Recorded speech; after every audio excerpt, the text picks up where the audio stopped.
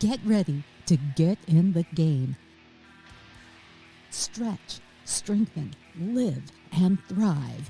You can be a winning athlete in the game of life. It's the Peel Appeal with author and corrective exercise specialist Matt Peel. Hey, this is Matt Peel with the Peel Appeal podcast. How are you today? What's going on out there in your world? I hope you're having a fabulous day wherever it may be, because the greatest thing about technology is we can be anywhere you want on this great planet and listen to some amazing guests like I have today, who is coming to you all the way, Harvard educated, New York City, born, raised, but currently in Israel. Right? Can you believe that? Awesome.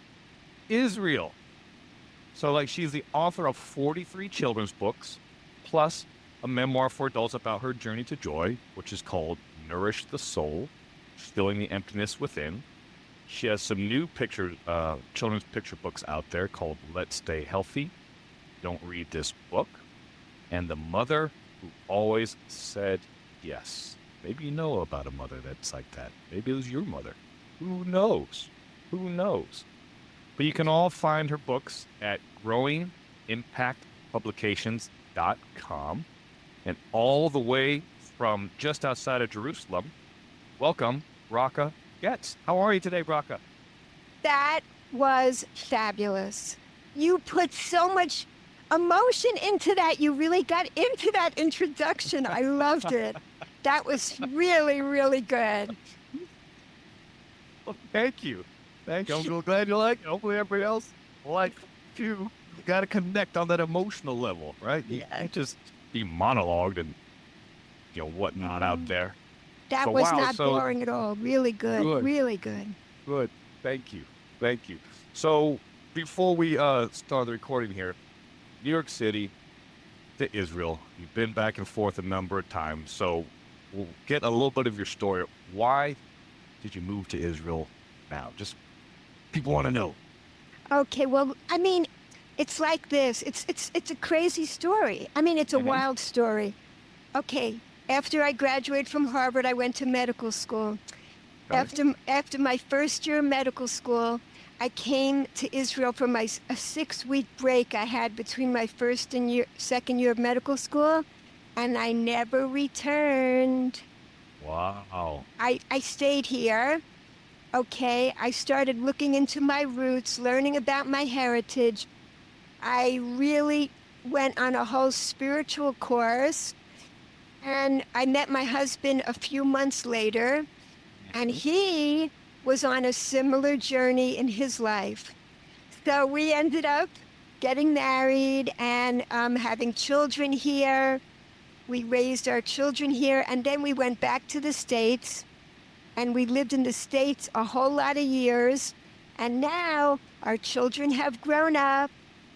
They all have their own families, and my husband and I have returned to where we first met. And so that's it. We're back here now, and it's awesome.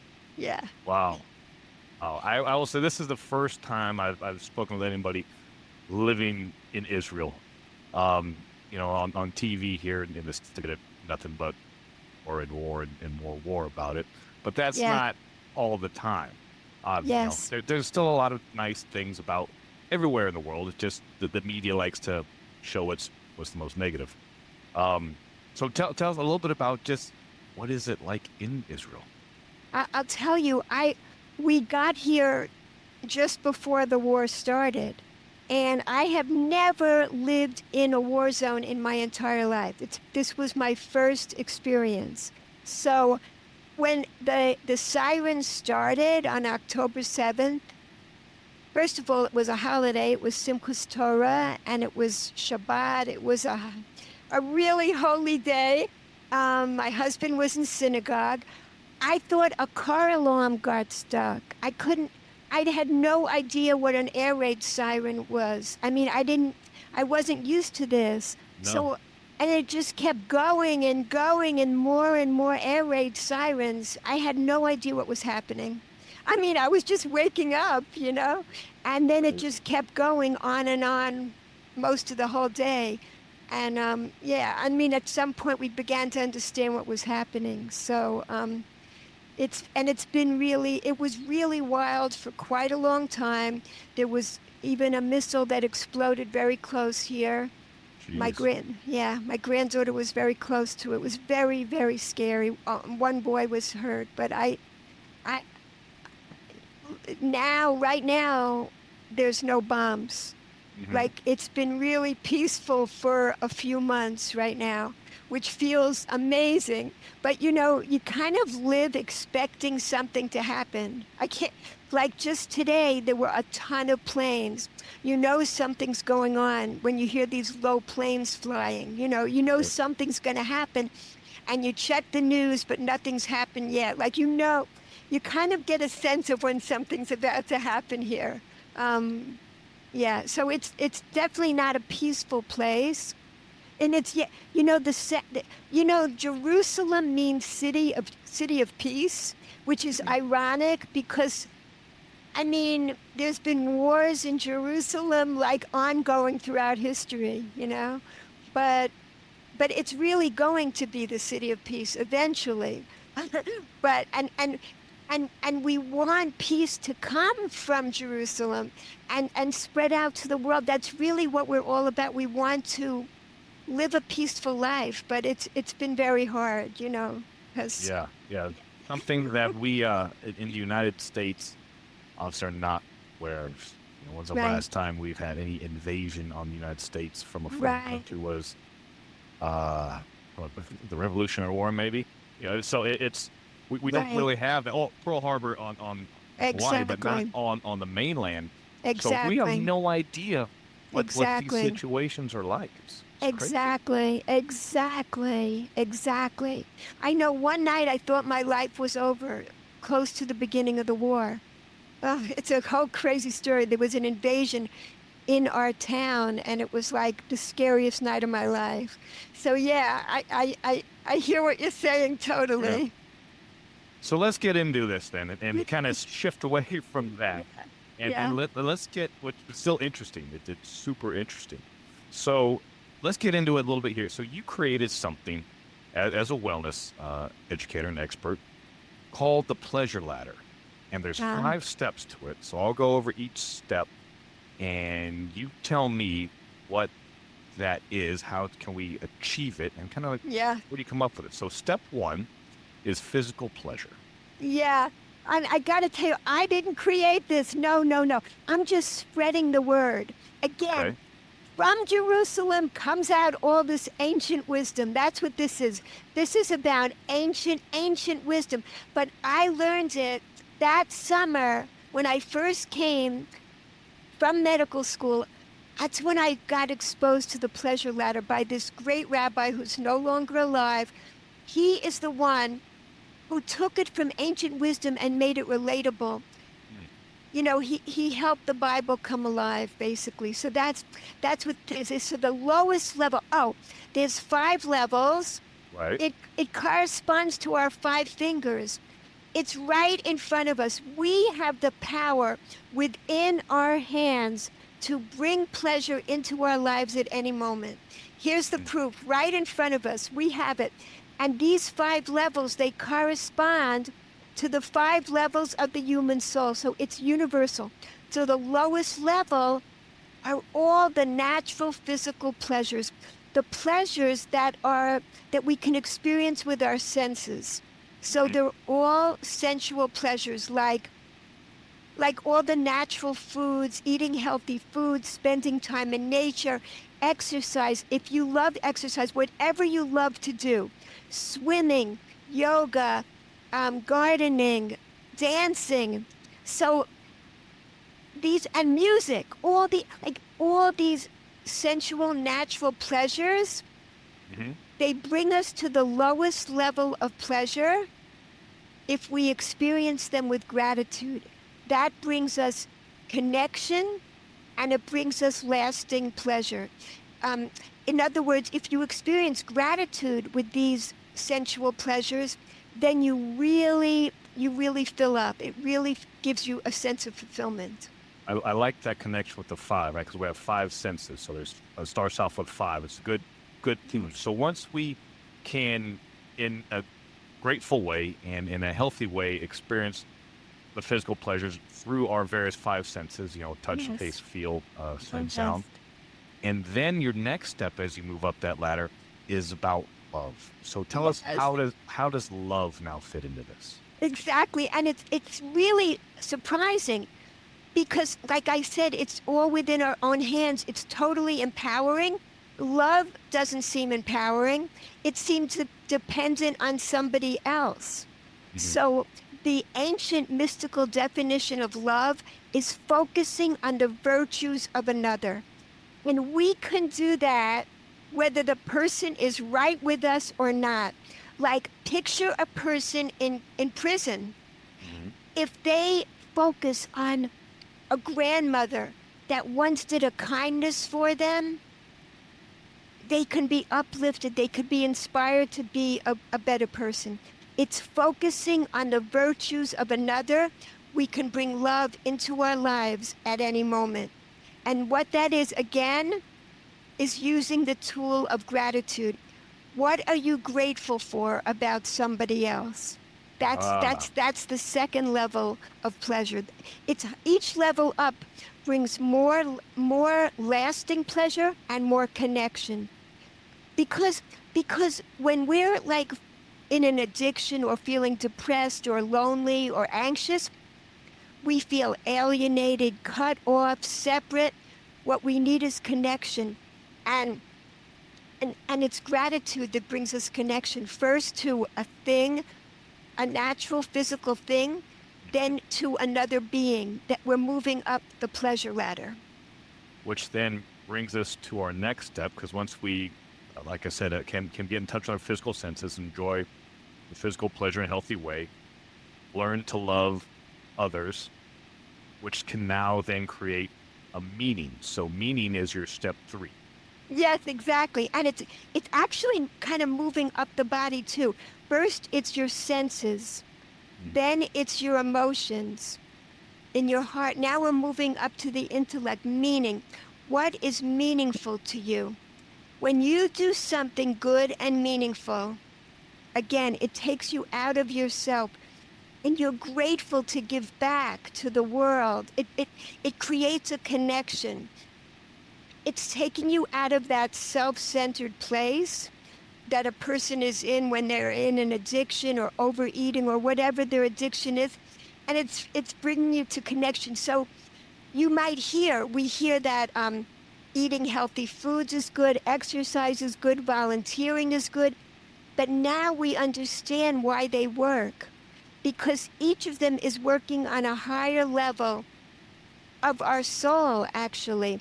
And that is what fills us up, because when we have an addiction, for instance, we are trying desperately to fill our emptiness up, Yes. and the hole gets deeper and deeper the more we desperately try to fill it with externalities, because it's not a physical hole, it's a spiritual hole, and only gratitude can fill it up. So on this level of meaning, I was on another show, and the guy said he was feeling really lonely, and he's sitting in his apartment, and he had 2 slices of pizza, and he's about to plow through the whole box of pizza by himself. Yeah. And there's a knock at the door. His neighbor needs him to just come over and move some furniture. He moves the Mhm. furniture. He comes back. He doesn't want the pizza anymore. Like, what Wow. changed? What changed? And what changed from then till now? What was it?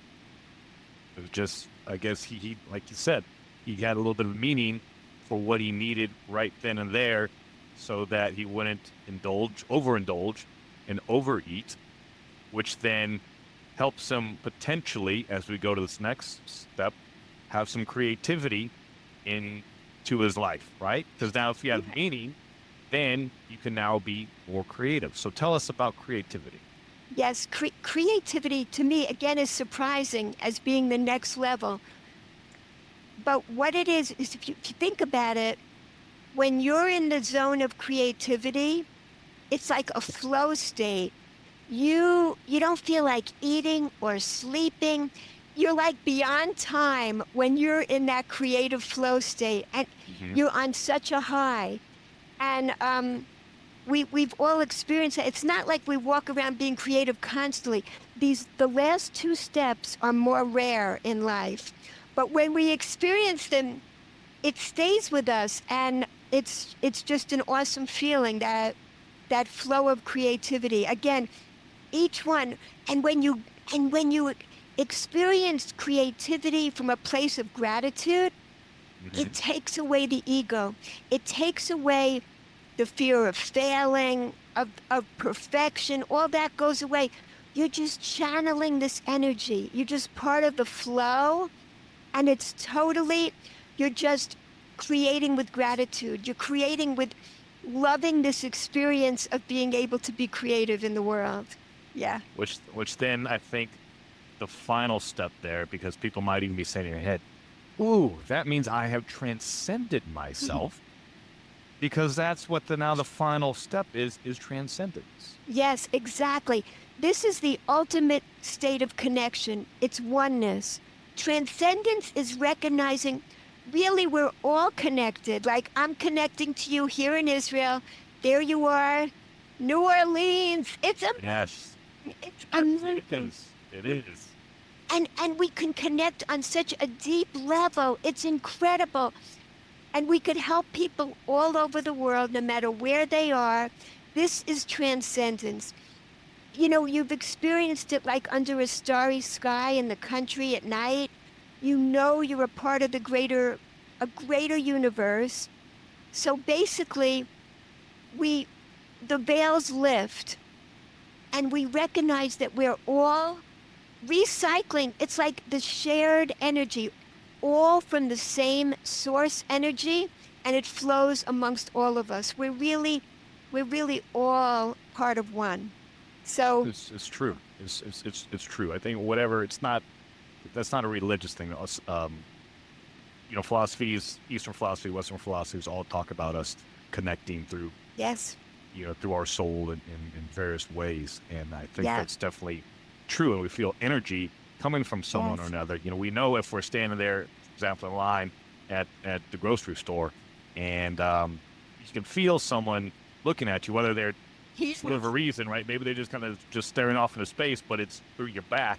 But you can feel that, right? And you can turn around and maybe you surprise a person, but amazing. you can feel that energy. So, you know, start with physical pleasure, all with gratitude, moving into love, into meaning, becoming creative, transcending ourselves. So how can we use those steps then to fill ourselves up with lasting pleasure? Exactly. Whenever you feel like overeating, this is what happened. I that's why I made this huge transition in my life, because I had food addictions. It was really ruining my life, which looked successful on the outside, but I was miserable underneath. I could never feel fulfilled. Hmm. There was always this emptiness until I learned that really it's gratitude that fills us up. You see, in order to climb any rung on that ladder, Hmm. the only price you have to pay is gratitude. And you just start practicing gratitude in your life. It first feels really weird. It feels like when you're traveling on a road that no one's ever driven on before, and it's very gravelly and you feel awkward. But the more you travel that road, you create grooves. Right. It gets easier and easier to practice gratitude. You create gratitude pathways, and your brain becomes a gratitude brain. It just becomes easier and easier to practice gratitude the more you do it. And that's how you begin to live a more pleasurable life.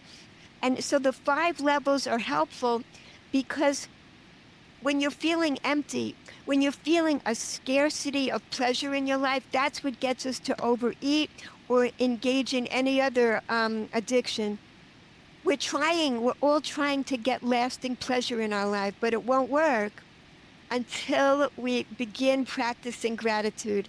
And then we can we can finally fill up, finally feel a deep satisfaction in life. Yeah, it's true. Even there's a book that's been out there for decades and decades called The Science of Getting Rich by Wallace Wattles. And I listen on audiobook to that, kind of over and over because that's how you change your paradigm. It's Right, not just doing it one time, but you right, have to do it repeatedly through repetition. right. And yeah, gratitude is part of the science of getting rich, being grateful for obviously what's going on in Yes. your life. And when we talk about overeating, which is huge, especially in my business in the fitness industry, I've noticed people overeat really for kind of two reasons. One is yes, it's soothing something that they're lacking in life, so they go to eating as a coping mechanism, right? And then the second area that I see people overeating is one they don't really notice, and that's through boredom.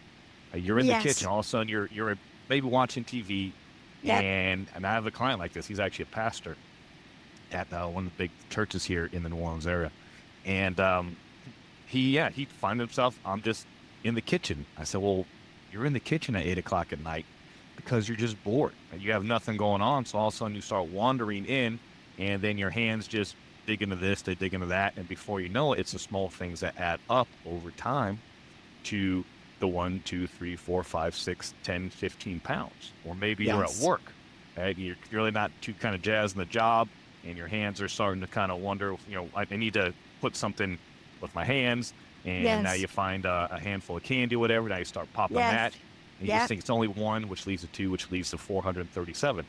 Uh, Yes. so those are definitely ways that people are overeating. And I think as you tie that back, like to gratitude, and then into your recognizing where along this pleasure do I need this food?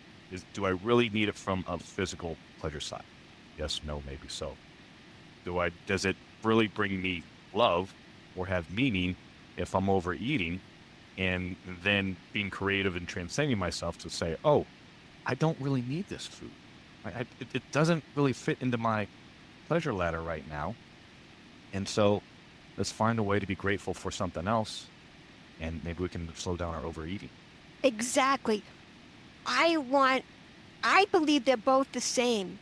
If a person's feeling bored, they're just not feeling fulfilled right then. Mhm. They got in a habit of doing it, but it's like, especially a lot of people overeat at night. They Right. start feeling disappointed. Oh, the day wasn't so great. And just start comforting themselves, stuffing one's face. And then you feel, when you finish the whole bag of potato chips, you feel emptier than the bag. When you've done it, Yes. it doesn't fill you up. And Oh, that's the thing. So you start to ask yourself those questions like, if I have 95 more spoonfuls of this ice cream, will I then, yeah, will I then feel satisfied? You won't. no, it's terrible. None of it is ever going to fill you up. And the more we recognize that, now we have this tool, there's a ladder. What we really want is pleasure. And now we know what can bring us pleasure. Enjoying an orange with gratitude for Sure. how amazing it is, Yes. or turning on the music, or just stretching like you don't feel like exercising. Just do a neck roll. Just see how good that feels. Just even while you're sitting down, just little by little, just do these things. Do what all these things that bring pleasure into your life. That moment when if I still have like a trigger and I feel like overeating, it comes to me quicker now. Like, oh, you're just looking for pleasure right now. And then Mm. I can go to that thing and do I want to do something creative? Do I want to go outside, feel the sunshine? What? Any of those things, there's an infinite amount of ways on that pleasure ladder that you could bring pleasure into your life instead of the habit that I used to have of overeating when I wanted pleasure. Right. Yeah, I that's what love that. does it. I love that. I love that. So as we wrap up here, Bracha, tell people how they can connect with you on your various social medias. We know that your website is growingimpactpublication.com, which has all your books and everything they need to know and about your workshops and how to order these fantastic children's books. But how can they connect with you on your various platforms? Yeah, anyone, LinkedIn, Facebook, Instagram, any place. But I And that's also why I'm teaching it to children early as possible. Understand these skills for happiness. The earlier you could do it, the better. But we all have neuroplasticity. We can change at any point. We can I love always break these bad habits that we've gotten into and pour in the joy.